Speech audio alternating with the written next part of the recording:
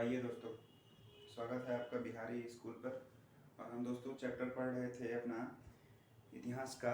10th class में इतिहास का 4th चैप्टर पढ़ रहे थे। 4th चैप्टर में मैंने पहला जो है अपना पहला पार्ट आपको बता दिया था, और पहले पार्ट में आपको रिमाइंड करा दूंगा अभी 1 मिनट में।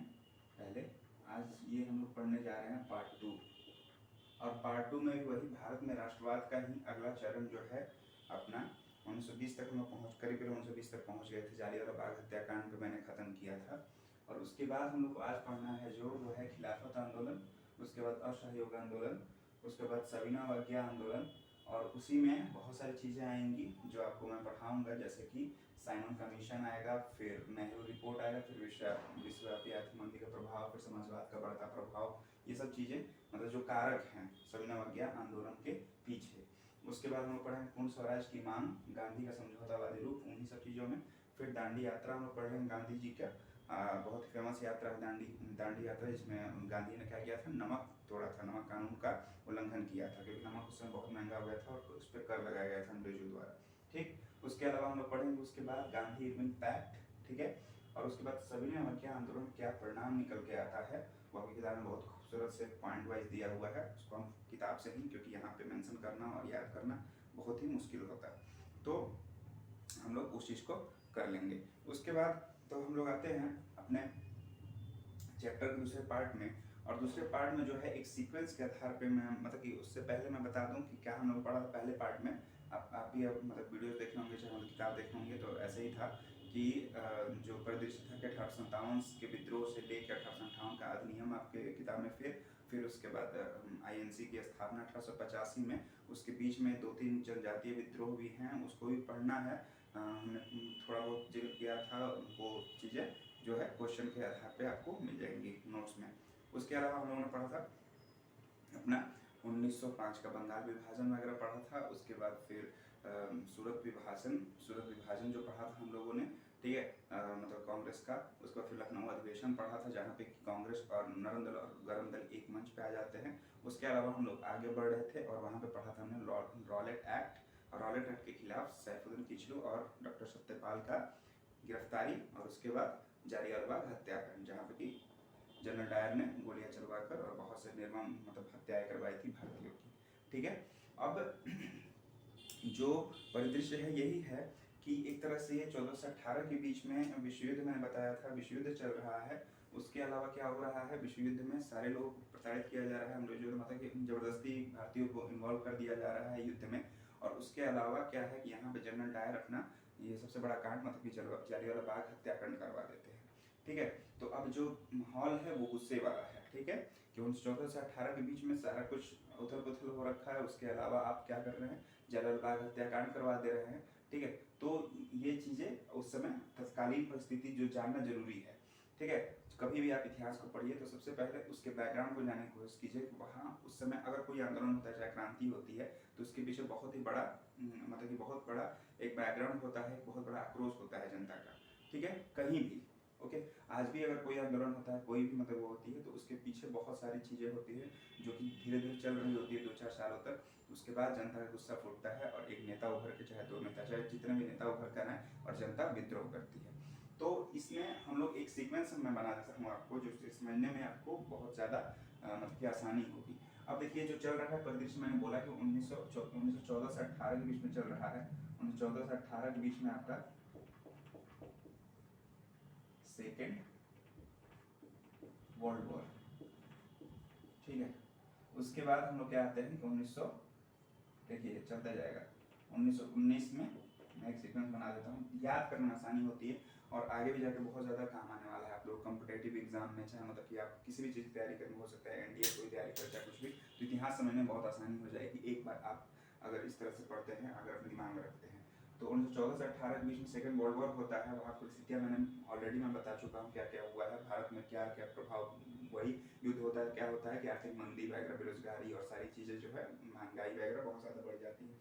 उसके बाद 1919 में क्या होता है, जो मैंने बताया, जालियांवाला बाग हत्याकांड, ठीक, जालियांवाला होता है।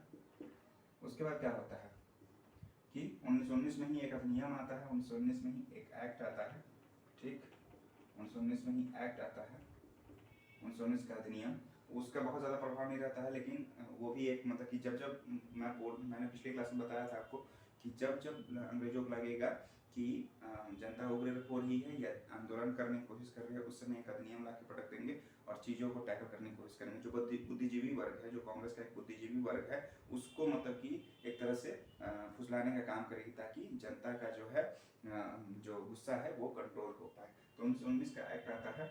उसके बाद हम देखेंगे उसी समय 1919 नहीं देखेंगे कि 1919 में एक अधिनियम आएगा अपना, 1919 में अधिनियम आएगा अमृतसर अधिनियम।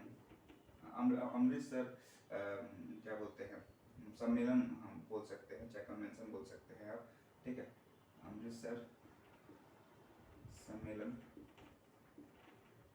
इसमें क्या होगा, 1919 के अमृतसर सम्मेलन में, चाहे मतलब कि जो आप कन्वेंशन बोल सकते हैं या सभा बोल सकते हैं अमृतसर में, तो यहाँ पे क्या होता है कि एक तरह से जो खिलाफत आंदोलन का जो नेतृत्व है वो गांधी जी को देंगे। गांधी जी यहाँ बहुत ही बढ़िया, मतलब कि 1917-18 में हम लोग पढ़ चुके हैं ऑलरेडी कि चंपारण सत्याग्रह, खेड़ा सत्याग्रह ऑलरेडी हम लोग पढ़ चुके हैं। और तो उसके अलावा जो गांधी जी करते हैं कि एक मंच पे ले आते हैं किसको, क्योंकि मुस्लिम लीग को और किसको, भारतीय राष्ट्रीय कांग्रेस को एक मंच पर ले आते हैं और खिलाफत आंदोलन और असहयोग आंदोलन, आगे जाकर मैं पढ़ाऊंगा, इस चीज़ को क्लियर करूंगा कि खिलाफत आंदोलन किसे कहते हैं और असहयोग आंदोलन किसे कहते हैं। और उसमें क्या है कि इन दोनों को एक मंच पर लाकर और अंग्रेजों के खिलाफ विरोध करते हैं, ठीक है। तो 1919 का अमृतसर सम्मेलन, जहाँ पे कि गांधी जी को क्या बना दिया जाता है, खिलाफत कमेटी का अध्यक्ष बना दिया जाता है और बोला जाता है कि आप ही ये कीजिए। उसके बाद हम लोग देखेंगे 1920 में देखेंगे हम लोग दो अधिवेशन देखेंगे, एक देखेंगे हम लोग कलकत्ता और एक देखेंगे हम लोग नागपुर, ठीक। तो ये दो अधिवेशन देखेंगे किसका, ये दो अधिवेशन देखेंगे हम लोग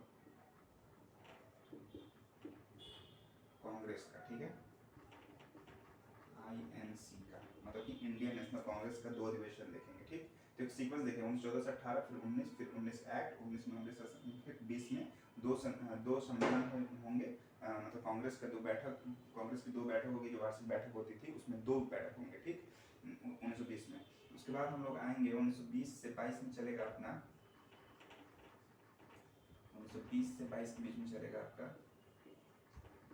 असहयोग, ठीक, असहयोग चलेगा। और असहयोग मतलब कि 20 से 22 में चलेगा, और उसके अलावा जो असहयोग स्टार्ट होगा 1921 में स्टार्ट होगा, और 1921 में स्टार्ट होता है, लेकिन 1922 में जाके ये बंद भी हो जाएगा। 1922 में क्या होगा, 1922 में एक चीज होगा, चौरी चौरा कांड, ठीक। 1922 में चौरी चौरा कांड हुआ गोरखपुर में, ठीक, इसका मैं बताऊंगा। और इसके बाद क्या हो जाता है, असहयोग आंदोलन बंद हो जाता है। उसके अलावा उसके बाद कुछ चीज़ें होती हैं, कुछ समाजवादी रुख आता है, कुछ दौर आता है, उसके गांधी चुप हो जाते हैं थोड़ी देर के लिए, 2-4-5-6 साल के लिए, और उनकी गिरफ्तारी भी हुई रहती है बीच में। उसके बाद हम लोग जो देखेंगे, उसके बाद हम लोग आ जाएंगे 1927 में। 1927 में क्या होगा, 1927 में साइमन कमीशन आता है,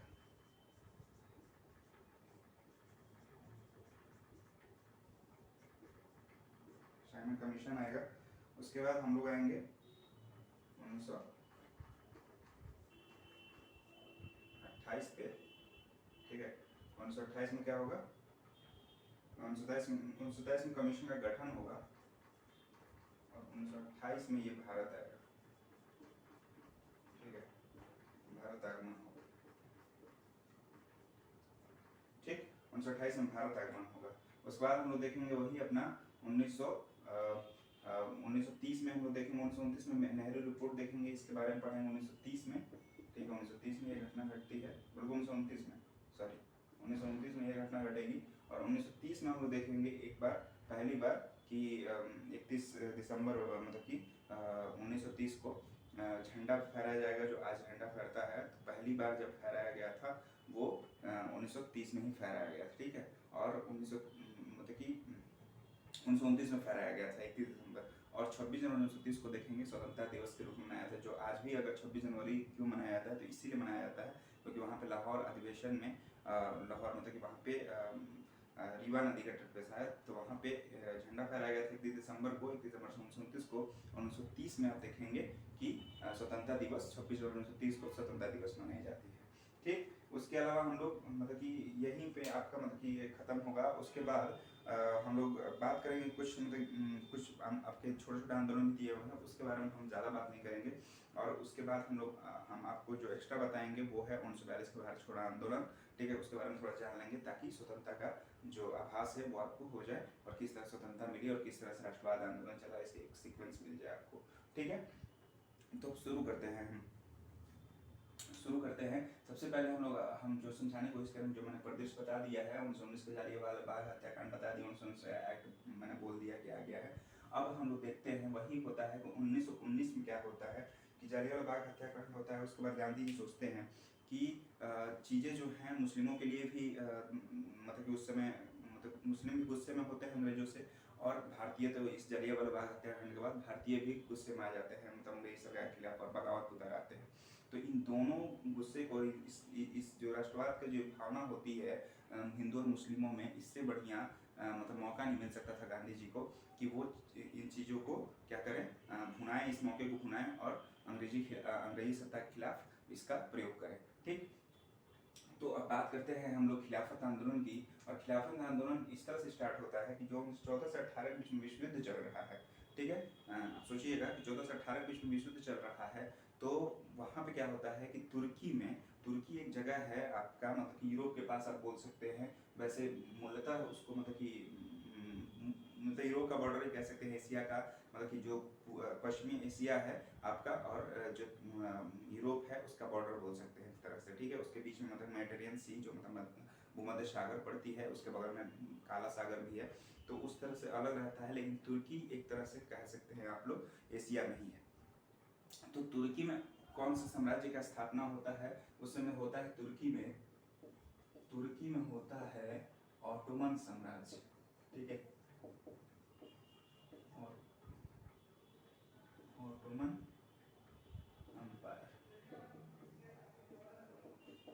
तो ऑटोमन एम्पायर होता है, और ऑटोमन एम्पायर जो है उस समय इसके खिलाफ होता है, मतलब कि ऑटोमन एम्पायर जो है इसको जो ब्रिटिश सत्ता है उखाड़ फेंकती है। और उसका जो, क्योंकि उस समय जो ऑटोमन एम्पायर में जो वहाँ पे खलीफा होता है, ठीक है, खिलाफत आंदोलन इसी से नाम पड़ा है कि खलीफा जो है, इसीलिए इसका नाम क्या पड़ा है, खिलाफत पड़ा है। तो खलीफा को ही वहाँ की जितनी भी मुस्लिम कंट्रीज हैं, ठीक है, ईस्ट की जितने भी मुस्लिम कंट्रीज हैं जो आप देखेंगे, ईरान, इराक, मिस्र, चाहे मतलब ओमान, चाहे यूएई, सऊदी अरबिया, सारे जितने भी मुस्लिम कंट्रीज हैं पूरे विश्व में, वो वहाँ की खलीफा को जो है, तुर्की खलीफा को, जो ऑटोमन साम्राज्य का एक प्रतिनिधित्व करता है खलीफा, उसको अपना गुरु मानते हैं। मतलब एक तरह से धार्मिक सलाहकार मान लीजिए, मतलब धार्मिक गुरु मान लीजिए, या मतलब कि एक पवित्र स्थल मानते हैं टर्की को। और यहाँ पे अंग्रेज क्या करते हैं, अंग्रेजी उपनिवेश मतलब कि अपना अंग्रेजी उपनिवेश बनाने की कोशिश करती है ब्रिटेन सरकार, और बोलती है कि मतलब कि आज के बाद, मतलब कि अब से 1919 के बाद से अब क्या होगा कि खलीफा का पद जो है खत्म कर दिया जाएगा। तो इससे क्या होगा कि पूरा जितने भी विश्व में जितने भी मुस्लिम हैं, जितने भी मुस्लिम कंट्रीज हैं, जितने भी मुस्लिम लोग हैं, उनको क्या होता है, उनको गहरा आघात पहुंचता है, और उनको लगता है कि अंग्रेज जो है हमारे धर्म पे क्या कर रहे हैं, आघात कर रहे हैं। ठीक है, उसमें ब्रिटिश का एक और वो था कि मतलब चाहे भारत हो, चाहे मतलब पूरे विश्व में हो, कि क्रिश्चियनिटी जो है, ईसाई जो है, उसका एक वर्चस्व हो जाए। ठीक है, लेकिन ये चीज़ जो है बहुत ज़्यादा मतलब कि बुरा होता है मुस्लिमों के साथ, और मुस्लिमों का एक बहुत ही बड़ा विद्रोह होता है जिसे हम लोग बोलते हैं खिलाफत आंदोलन। ठीक है, खिलाफत आंदोलन, तो कोई भी अगर क्वेश्चन आता है कि खिलाफत आंदोलन कहाँ से शुरू हुआ था, किस लिए शुरू हुआ था, तो तुर्की के खलीफा को हटाए जाने के बाद, ठीक है, तुर्की खलीफा का जो पद था उसको हटाए जाने के बाद क्या स्टार्ट होता है, अपना खिलाफत आंदोलन। ठीक, तो यहाँ पे भारत में भी अभी सवाल है, भारत में मुस्लिम है, तो भारत में भी क्या होता है, आंदोलन स्टार्ट होता है। इसी मौका का फायदा उठाते हैं गांधी जी, और गांधी जी बोलते हैं कि हमारे खिलाफ भी जाती हुई है, जालियांवाला बाग हत्याकांड हुआ है, ठीक है, भारतीयों को मारा गया है, और मुस्लिमों मतलब हिंदुओं को भी मारा गया है, और मुस्लिमों के साथ भी ऐसा हुआ है, तो हम दोनों मिलकर लड़ते हैं अंग्रेजों के खिलाफ। ठीक, तो वही होता है 1919 का अपना अमृतसर सम्मेलन होता है। वहां पे क्या होता है कि गांधी जी को क्या होता है, ऑल भारतीय मतलब कि जो खिलाफत कमेटी होती है उसका एक तरह से अध्यक्ष बना दिया जाता है और बोला जाता है कि आप ही इस आंदोलन को लेके चलिए, दोनों आंदोलन को, ठीक है, दोनों आंदोलन मतलब खिलाफत आंदोलन को लेके चलिए। और धीरे धीरे क्या होगा, वही उसी समय आप देखेंगे, उसी समय मैं बोल रहा हूँ कि 1920 का जो है, ठीक है, 1920 का समय आता है। 1920 में दो मैंने अधिवेशन पढ़ाया, मतलब बता रहा हूँ मैं कि 1920 में कांग्रेस का दो अधिवेशन होता है, कलकत्ता अधिवेशन और नागपुर अधिवेशन। अब कलकत्ता अधिवेशन में क्या होता है, कलकत्ता अधिवेशन में इस चीज की मतलब एक प्रस्ताव रखा जाता है कि अब हम लोग मतलब कि स्वशासन की मांग नहीं करेंगे, मतलब कि स्वशासन और स्वराज में बहुत बड़ा अंतर है। स्वशासन का मतलब है कि आप उपनिवेशी सत्ता बने रहेंगे, ठीक है। दो टर्म आता है आपका, आपको समझना चाहिए इस चीज को कि स्वशासन और स्वराज में क्या अंतर है। तो स्वशासन में क्या होता है कि आप क्या करते हैं, आप किसी देश का उपनिवेश अपने आप को मानते हुए और सिर्फ आप क्या करते हैं, उसमें जो कानूनी अधिकार है आपको मिल जाता है और चलाने का अधिकार मिल जाता है। लेकिन स्वराज में क्या होता है कि स्वराज में आपको किसी का मतलब प्रभुसत्ता जो होती है ना, एक संप्रभु आप राष्ट्र हो जाते हैं, मतलब किसी का दबाव नहीं, किसी का आप उपनिवेश आपके में एक ठप्पा नहीं, मुहर नहीं लगा रहेगा कि आप एक उपनिवेश हैं, ठीक है। और अपना सब कुछ होगा आपके पास, मतलब आपकी दीवानी कानूनी जितने भी अधिकार होंगे, मतलब जो भी शासन करने का अधिकार होगा अपना होगा। तो स्वशासन और स्वराज में यही अंतर है। तो 1920 का जो कलकत्ता अधिवेशन में बता रहा हूँ, 1920 के कलकत्ता अधिवेशन में यही प्रस्ताव रखा जाता है कि अब हम लोग क्या करेंगे, अब हम लोग स्वशासन नहीं मांगेंगे, हम लोग स्वराज मांगेंगे, ठीक है। अब स्वराज मांगेंगे तो उसके बाद इस चीज का जो पुष्टि होता है नागपुर अधिवेशन में, वही मतलब सितंबर में ये होता है कलकत्ता अधिवेशन, और नागपुर में होता है अधिवेशन दिसंबर में, ठीक है। दिसंबर में नागपुर अधिवेशन होता है और नागपुर अधिवेशन में गांधी जी को ही मतलब कि एक तरह से अध्यक्ष बना दिया, मतलब कि एक तरह से नेता बना दिया जाता है इस चीज का, ठीक है। और बोला जाता है कि अब हम लोग स्वराज की मांग करेंगे, ठीक। तो यहीं पे गांधी जी को मौका मिलता है और दोनों जो है मुस्लिम मतलब कि जो मुस्लिम और हिंदू दोनों को मिलाकर एक तरह से खिलाफत आंदोलन और एक तरह से दूसरी तरफ असहयोग आंदोलन, दोनों को जोड़कर, ठीक है, दोनों को जोड़कर दो तरफा जो हमला होता है वो ब्रिटिशर्स करते हैं, मतलब कि ब्रिटेन पे करते हैं।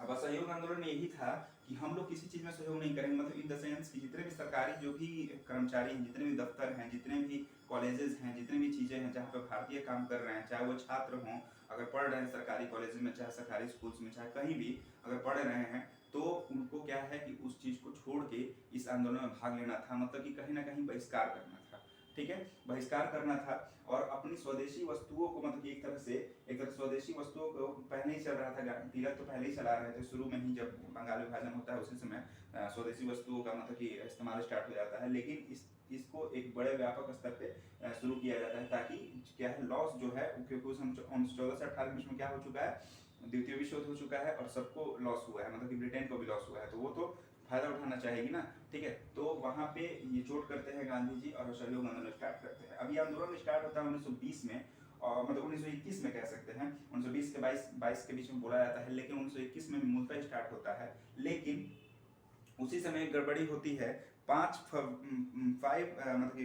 फरवरी 1922 को, 5 फरवरी 1922 को क्या होता है कि एक घटना घट जाती है, क्योंकि गांधी जी क्या है कि गांधी का जो भी आंदोलन चलेगा वो चलेगा सत्य और अहिंसा, ठीक है, अहिंसा रहनी चाहिए, पहला शर्त है। एक तो सत्य रहना चाहिए, दूसरा शर्त है कि अहिंसा रहनी चाहिए। 5 फरवरी 1922 को क्या होता है, गोरखपुर में चौरी चौरा नामक जगह है और वहाँ पे एक हत्याकांड होता है। मतलब उसमें क्या होता है कि जितने भी उग्र मतलब कि अब आंदोलन चल रहा है, सहयोग आंदोलन तो सभी जगह चल रहा है, पूरे भारत में चल रहा है। तो यूपी में गोरखपुर है और गोरखपुर में क्या होता है कि वहाँ पे मतलब जो विरोध कर रहे होते हैं लोग अंग्रेजी सरकार का, वहाँ पे एक थाना है चौरी चौरा में और उसको आग के हवाले कर देते हैं, उसको जला देते हैं। उसमें शायद जो है डाटा की 22 पुलिसकर्मी जो कहते हैं जल जाते हैं, मतलब मार दिए जाते हैं, ठीक। अब इस घटना से क्या होता है, गांधी को बहुत बड़ा आघात पहुंचता है और मतलब उनके सिद्धांत को बहुत बड़ा आघात पहुंचता है।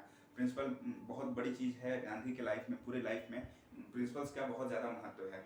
मतलब किसी भी शर्त पे आप कोई भी काम कर सकते हैं, लेकिन एक प्रिंसिपल पे आप जीना चाहते हैं तो फिर बहुत बड़ी कठिन राह हो जाती है। तो वही सत्य और अहिंसा वाली जो राह है उनको बहुत ज्यादा मतलब कि दुख पहुंचाती है, और जो गांधी हैं विड्रॉ कर लेते हैं इस चीज को, ठीक है। और वहीं पे ये असहयोग आंदोलन जो है आपका समाप्त हो जाता है। अब असहयोग आंदोलन समाप्त होता है, उसके बाद से कुछ चीज़ें जो होती है, गांधी मतलब सब लोग गिरफ्तार भी किया जाता है इस हिंसक आंदोलन मतलब कि चौरी चौरा हत्याकांड के बाद से जितने भी बड़े बड़े नेता होते हैं उनको जेल में डाल दिया जाता है। लेकिन उसके बाद क्या होता है कि उसी बीच में 1922 से 27 के बीच में 5 साल का एक गैप रहता है, और 5 साल में कुछ चीज़ें होती हैं जिसमें कि ये होता है कि आपका क्या बोलते हैं, समाजवाद का, आपका ये जो समाजवाद का बढ़ता प्रभाव मैंने लिखा है, इस चीज़ का प्रभाव बढ़ता है। मतलब कि एक तरह से समाजवाद और मतलब समाजवाद और पूंजीवाद का एक मतलब एक लड़ाई चली रहती है विश्व युद्ध में। तो समाजवाद भारत में भी कहीं ना कहीं मतलब कि फैलने लगता है, और इसके जो सबसे प्रमुख मतलब प्रणेता रहते हैं इसमें जवाहरलाल नेहरू, सुभाष चंद्र बोस, ये लोग जो होते हैं ये समाजवाद के बहुत ही बड़े मतलब कि प्रभावित होते हैं समाजवाद के विचार से। उसके बाद हम लोग देखेंगे कि साइमन कमीशन, उसके बाद जो मैं एक सीक्वेंस में मैंने बात किया था, चौरी चौरा हत्याकांड हो चुका है, 1927 में क्या होता है कि साइमन कमीशन आता है। और साइमन कमीशन का आप जान लीजिए कि साइमन कमीशन क्यों आता है। साइमन कमीशन का उद्देश्य यही रहता है कि 1919 में हर एक आप देखेंगे एक सीक्वेंस बना रहता है कि जो भी मतलब कि कानून, जो भी अधिनियम बनता है वो हर एक 10 साल पे एक बार मतलब कि देखा जाता है, पुनर्वलोकन होता है, मतलब उसका एक बार चेक किया जाता है मतलब सब सही है, अगर मतलब कुछ बदलाव की जरूरत है, वही मतलब कि जुमलेबाजी वाली बात है। 1909 में, फिर 1919 में देखेंगे आप, और फिर आप देखेंगे जो होने वाला था आपका होना चाहिए था कब 1929 में जाके चेकअप होना चाहिए, लेकिन इस चीज़ को मतलब कि दबाव रखने के लिए 1927 में ही क्या होता है, साइमन कमीशन का गठन कर दिया था। 1919 का जो अधिनियम होता है उसको एक बार क्या करने के लिए, पुनर्वलोकन करने के लिए, अगर कोई बदलाव है तो फिर से अधिनियम लाने के लिए 1927 में साइमन कमीशन का गठन हो जाता है। उसके बाद साइमन कमीशन का गठन होता है 1928 में, जब मुंबई पहुंचती है साइमन कमीशन, और यहीं पे एक नारा लगता है क्या कि साइमन कमीशन वापस जाओ। साइमन कमीशन वापस जाओ का एक नारा लगता है, और यहाँ पे साइमन कमीशन का बहुत बुरी तरह से क्या किया जाता है, बहिष्कार किया जाता है। इसमें एक और बड़ा चीज होता है साइमन कमीशन का बहिष्कार करने के पीछे कि इसमें एक भी भारतीय जो है इस समिति में एक भी भारतीय गठित नहीं होते हैं। एक तो 10 साल का गैप होना चाहिए था, लेकिन वो नहीं होता है, ठीक है, जल्दी से ले आते हैं, 27 में ले आते हैं, 7-8 साल बाद ही, ठीक है। उसके अलावा भारतीय एक भी नहीं रहते हैं, सारे अंग्रेज रहते हैं, अंग्रेज अधिकारी रहते हैं, तो क्या समझेंगे वो उस चीज़ को, तो सब भारतीय समझ जाते हैं कि इससे कुछ नहीं होना था, इसलिए इसका बहिष्कार होता है मतलब 1928 में साइमन कमीशन का, ठीक। उसके अलावा हम लोग देखेंगे कि उसी समय एक जब बहिष्कार हो जाता है तो अंग्रेज सरकार द्वारा एक शर्त रखी जाती है, ठीक है, कि जवाहरलाल मतलब मोतीलाल नेहरू उनका मतलब उसके अध्यक्ष बनाए जाते हैं। उनको बोला जाता है कि आप एक ऐसा संविधान हमारे सामने रखिए जिससे कि हमको यकीन हो जाए कि जिसमें सब लोग सहमत हो, मतलब मुस्लिम लीग भी सहमत हो, ठीक, मुस्लिम लीग का भी गठन हो चुका था ना 1906 में, उसके बाद कांग्रेस भी सहमत हो, मतलब मुस्लिम, हिंदू और जितने भी लोग हैं मतलब कि जो अनुसूचित जाति जनजाति हैं सभी लोग सहमत हों, ठीक है। डॉक्टर बी आर अम्बेडकर भी उस समय थे तो वो भी सहमत हो, तो हम जाके आपका क्या करेंगे, संविधान सभा की मांग को रखेंगे ब्रिटिश सरकार के सामने और आपको कानून बनाने देंगे अपने लिए, ठीक। तो 1929 में एक आता है आपका, यही मैंने बताया कि नेहरू रिपोर्ट आता है 1929 में, और इस पे सारे लोग मतलब कि कोई भी इस पे सहमति नहीं बना पाता है, ठीक है। पहली बार बनाने को मौका मिलता है, नेहरू रिपोर्ट देते भी है मोतीलाल नेहरू, लेकिन कोई इस पे मतलब कि कोई भी इस पे राजी नहीं होता है, ना कांग्रेस, ना मुस्लिम लीग, ना कोई। तो उसके बाद 1929 में ये होने के बाद 1930 में क्या होता है कि एक मतलब कि अपना मतलब कि लाहौर अधिवेशन होता है, ठीक है, मतलब कराची लाहौर वही पाकिस्तान में जो पड़ता है वहाँ पे अधिवेशन होता है, और रीवा नदी के तट पर पहली बार आप देखेंगे 1929 में 31 दिसंबर 1929 को आप देखेंगे कि झंडा फहराया जाता है, भारतीय झंडा फहराया जाता है, ठीक है। याद रखिएगा ये क्वेश्चन आ सकता है कि कब पहली बार भारतीय झंडा फहराया गया था, ठीक है, तो 31 दिसंबर 1929 को। और उसी समय 26 तय किया जाता है कि 26 जनवरी 1930 को, ठीक है, 26 जनवरी 1930 को याद रखिएगा, 26 जनवरी 1930 को पहली बार स्वतंत्रता दिवस मनाई जाती है। और आज जो आप गणतंत्र दिवस देखते हैं 26 जनवरी को, ये वहीं से इंस्पायर्ड है, मतलब वहीं से चलता आ रहा है, वहीं से हम लोग हर एक साल 26 जनवरी 1930 को 1930 31 वहीं से चलता आ रहा है अपना, 26 जनवरी को हम लोग स्वतंत्रता दिवस मनाते हैं, ठीक। तो इस तरह से ये चीज चल रहा है। उसके अलावा कुछ चीजें चल रही हैं जैसे कि आपका मैंने समाजवाद का बता ही दिया, बाकी विश्वव्यापी आर्थिक संकट 1929-30 में अब आएगा ही, क्योंकि 1914 से 18 के बीच में विश्व युद्ध हो चुका है। उसके अलावा बहुत सारी चीजें चल रही हैं, ठीक है, मतलब कि विश्व परिदृश्य जो है, मतलब विश्व का जो है आर्थिक जो चीजें हैं आर्थिक रूप से जो है कमजोर हो चुका है विश्व, तो वहाँ पे आर्थिक मंदी देखने को मिलेगी आपको, ठीक है। 1929-30 में अभी भी है, अभी भी 29 मतलब कि अभी भी आर्थिक मंदी का दौर चल रहा है। उसके अलावा पूर्ण स्वराज की मांग देखेंगे उसी समय आप, ठीक है। मैंने जो बताया पूर्ण स्वराज की मांग 1930 में आप देखेंगे पूरी तरह से एक अधिवेशन में मतलब पूरा पारित किया जाता है।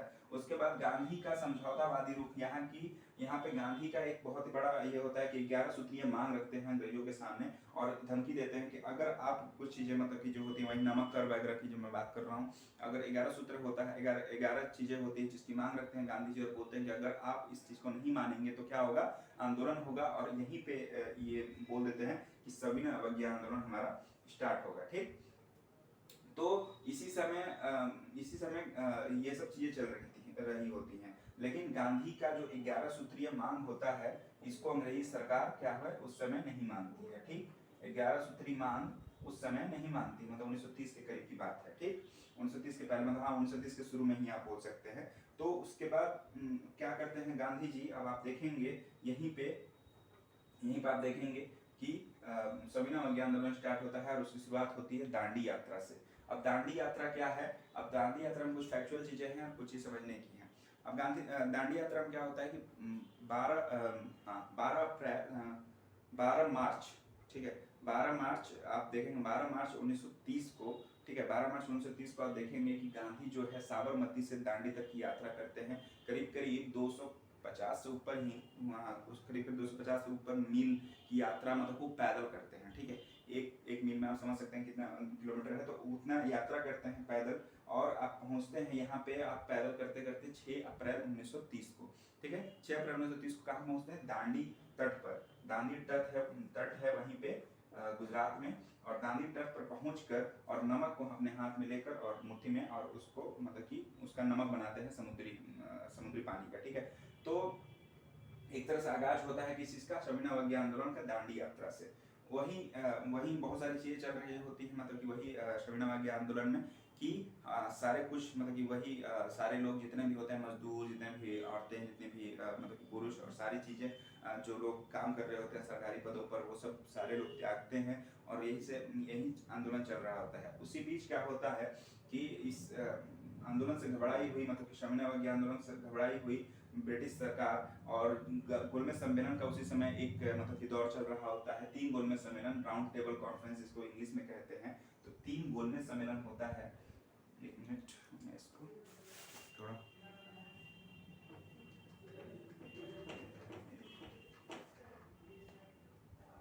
1930, 1931, 1932, ठीक। इसमें क्या होता है आपका गोलमेज,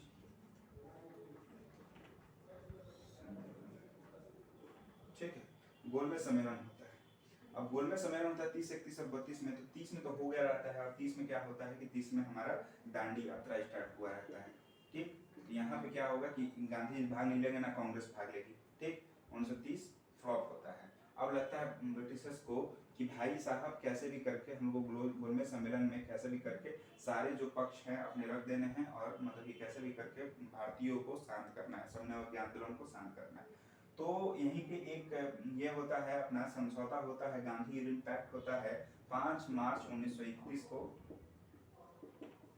ठीक है। 5 मार्च 1931 को क्या होता है कि गांधी इरविन पैक्ट होता है और इसमें गांधी और इरविन के बीच बैठक होती है, ठीक है।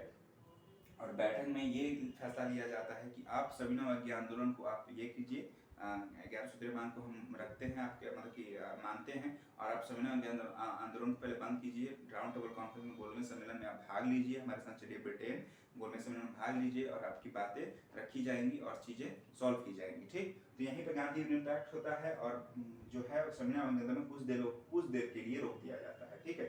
अब कुछ देर के लिए रोक तो दिया जाता है लेकिन गांधी भाग भी लेते हैं 1931 में जाते हैं अपने मतलब कि वहाँ पे ब्रिटेन राउंड टेबल कॉन्फ्रेंस में भाग लेने, और लेकिन वहाँ पे कोई भी क्या बोलते हैं सोल्यूशन नहीं हो पाता है, कोई भी बात पे राय नहीं बन पाती है, ना ब्रिटिशर्स के बीच ना कांग्रेस के बीच, ठीक है, ना मतलब गांधी के बीच। ओके, तो यहाँ से फिर स्टार्ट होता है कि अपना सविनय अवज्ञा आंदोलन आते हैं वहाँ से गांधी और बोलते हैं कि नहीं कुछ नहीं होने वाला है, तो सविनय अवज्ञा आंदोलन फिर से स्टार्ट होता है 1931 में ही 1931 में फिर स्टार्ट कर देते हैं गांधी, ठीक।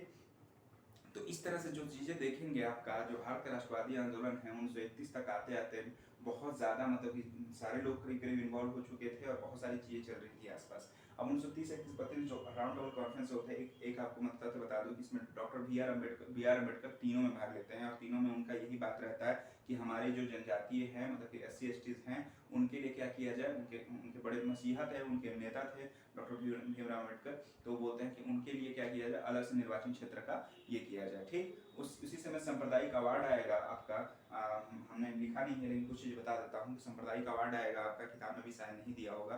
सांप्रदायिक अवार्ड आता है 1932 के करीब और उसके बाद वहीं पे बोला जाता है कि मतलब कि जो SC STs हैं, क्योंकि ऑलरेडी जो है भारत में मुस्लिम के लिए अलग निर्वाचक मंडल जो है 1909 के अधिनियम से ही मतलब कि दे दिया जाता है। 1909 में मुसलमानों को दे दिया गया है निर्वाचक मंडल अलग से निर्वाचन क्षेत्र, ठीक है, जहाँ पे कि सिर्फ और सिर्फ मुस्लिम ही खड़े होंगे और मुस्लिम ही सिर्फ वोट देंगे। ठीक, और इसी तरह से 1932 में सांप्रदायिक अवार्ड आता है और जो SC STs हैं उनके लिए निर्वाचन क्षेत्र अलग कर दिया जाता है। और निर्वाचन क्षेत्र में क्या होता है कि वहाँ पे सिर्फ और सिर्फ ST ST मतलब जनजातीय मतलब अनुसूचित जाति और जनजाति के लोग ही खड़े होंगे और वही वोट देंगे। तो ये बहुत ही गलत होता है और गांधी को ये बहुत मतलब गलत लगता है। उसके बाद वहीं पे भारत में मतलब पूना पैक्ट होता है गांधी और अम्बेडकर के बीच में। आप देखेंगे कि पूना पैक्ट होगा, ठीक है, पूना पैक्ट यहीं पर होता है 1932 में। पूना पैक्ट होता है गांधी और अम्बेडकर के बीच में। तो इन सब चीज़ों से बहुत ज़्यादा प्रभाव नहीं पड़ता है। उसके अलावा देखेंगे 1937 में फिर से चुनाव होता है, पहली बार चुनाव होगा जहाँ की कांग्रेस को 11 में से 8 प्रांतों में करीब करीब वहाँ पे बहुमत मिल जाती है। ठीक है, तो मतलब कांग्रेस एक बहुत बड़ी पार्टी बन के निकलती है। उसके बाद जो लास्ट हम बताना चाहेंगे आपको एक्स्ट्रा थोड़ा सा कि उसके अलावा कुछ हैं आपके उसमें कि इंडियन किसान यूनियन, वो सब पढ़ना जरूरी नहीं है, वो सब मैं बताऊंगा अपने नोट्स में ही बता दूंगा। तो ये जो चीज़ था, एक भावना जो आपके अंदर भरनी थी कि इसके क्या बोलते हैं भारत में राष्ट्रवादी आंदोलन की, ठीक है, ये मैंने बखूबी किया है। इस चीज़ को देखिए, शेयर करते रहिएगा वीडियोस को। मैं आपको उसके अलावा एक एक्स्ट्रा चीज़ बता रहा हूँ आपको, ये आपको बताऊंगा मैं, भारत छोड़ो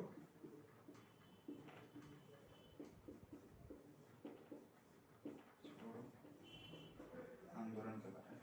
अब ये सब चीज़ें चलते चलते अब क्या होता है, 1940 में अगस्त प्रस्ताव आता है। उसके अलावा मुस्लिम लीग भी बहुत ज़्यादा मतलब कि ये की रहती है, मतलब ब्रिटिशर्स के साथ मिलकर बहुत ज़्यादा चीज़ें कि ब्रिटिशर्स हमारी मदद करेंगे यहाँ पे, लेकिन होता नहीं है वो चीज़ अंततः। लेकिन 1942 में क्या होता है कि भारत छोड़ो आंदोलन गांधी जी के द्वारा लास्ट जो है एक दाव खेला जाता है, जहाँ पे कि क्या हो रहा होता है 1939 से 44 के बीच में, 1940-45 के बीच में आप लोग जानते हैं क्या हो रहा होता है, द्वितीय विश्व युद्ध हो रहा होता है। वहाँ का जो परिदृश्य है, सेकेंड वर्ल्ड वॉर चल रहा होता है। वहीं पे जो है गांधी एक दाव खेलते हैं, सबसे बड़ा दाव अपना भारत छोड़ो आंदोलन का।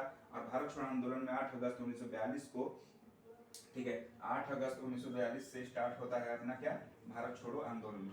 भारत छोड़ो आंदोलन में और यहीं पे नारा देते हैं गांधी, क्या आप लोगों को पता होगा, करो या मरो, मतलब कि डू एंड डाई, डू और डाई, ठीक है, डू और डाई मतलब कि कर जाइए इस बार, अब कर जाइए, अब मौका है, अब नहीं तो कर जाते हैं, और नहीं तो करते करते क्या हो जाता है, मर जाता है। मारने की बात नहीं हुई यहाँ पे भी, लोग गलत सोचते हैं कि अहिंसा पे मतलब कि अहिंसा मतलब हिंसा पे आ जाते हैं गांधी, ऐसा कुछ नहीं है। अहिंसा अभी भी है, क्योंकि बोलते हैं करो करो करते करते, और नहीं तो अगर करते करते अगर मरना भी पड़े तो मर जाओ, लेकिन मारो मत। मारने का उन्होंने जिक्र नहीं किया होता है। तो करो या मरो का नारा देते हैं और यहीं से एक बहुत बड़ा आंदोलन। लेकिन वैसे 9, 10 और 11 के बीच में, मतलब 9 अगस्त, 10 अगस्त और 11 अगस्त के बीच में आप देखेंगे जितने तमाम बड़े नेता हैं वो गिरफ्तार कर लिए जाते हैं, उनको सजा दे दी जाती है, मतलब कि जेल में मतलब कि भर दिए जाते हैं। लेकिन फिर भी जनता में इतना मतलब राष्ट्रवादिता का जो एक चरम है, ये हमारा जो चैप्टर का एक उद्देश्य है कि राष्ट्रवाद बताना भारत में, तो ये राष्ट्रवाद का इतना भर गया रहता है भारतीयों में कि अब रोकना बहुत मुश्किल है ब्रिटिश सरकार के लिए। ब्रिटिश सरकार को भी पता है। तो यहीं पे बहुत बड़ा आंदोलन होता है, भारत छोड़ो आंदोलन, और यहीं से जो होती है नींव हिल जाती है ब्रिटिश सरकार की। और कहीं ना कहीं हम लोग जाते हैं आगे 5 साल में, आप देखेंगे कि कहीं ना कहीं जाके 5 साल में हम लोग 15 अगस्त 1947 को हम लोग आज़ाद हो जाते हैं। तो इस तरह से मैंने पूरी तरह से अच्छे तरीके से आपको बिहार मतलब कि भारत में राष्ट्रवाद का भी ये बताया। उसके अलावा हम लोग बिहार में भी ऐसे ही बहुत सारे आंदोलन चलते हैं, जैसे कि आप देखेंगे जब ये शबीनाबागी आंदोलन चल रहा होता है तो उस समय क्या होता है कि बिहार में चौकीदार मतलब यहाँ पे नमक कर तोड़ते हैं ना, नमक तोड़ते हैं ना, दांडी यात्रा में नमक कर तोड़ते हैं ना, उसी उसी प्रकार सभी कानूनों को अगर तोड़ना होता है तो यहाँ पे जो बिहार में चल रहा होता है अपना चौकीदार टैक्स के खिलाफ चलता है और चौकीदार टैक्स का हम लोग उल्लंघन करते हैं, बिहारी उल्लंघन करते हैं। तो इस तरह से चीज़ें चलती हैं और बिहार का भी बहुत बड़ा योगदान है। हम लोग पढ़ चुके हैं ऑलरेडी, चंपारण का सत्याग्रह पढ़ चुके हैं, चंपारण के सत्याग्रह से स्टार्ट होता है। उसके अलावा हम लोग बहुत सारी चीज़ें ऑलरेडी पढ़ चुके हैं। तो ठीक है, तो इस तरह से हम लोग समझा दिया। अब मिलते हैं अगले चैप्टर में, पढ़ते रहिए और चीज़ों को शेयर करते रहिए, सब्सक्राइब कीजिए चैनल को। ठीक है, ओके।